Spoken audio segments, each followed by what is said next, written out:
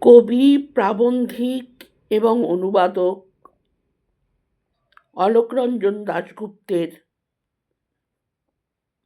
একটি কবিতার চিহ্ন আমি এখানে বলছি। লেখার নাম চিহ্ন। সারাটা পৃথিবী তুমি রেখে গেছো স্মৃতিচিহ্ন করে।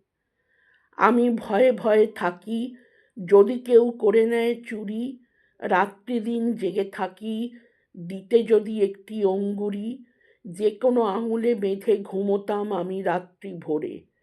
কাকচক্ষু তার জলে, তার শীর্ণ হীরার অক্ষরে তুমি শুধু জেগে রইতে, তুমি আর তোমার মাধুরী।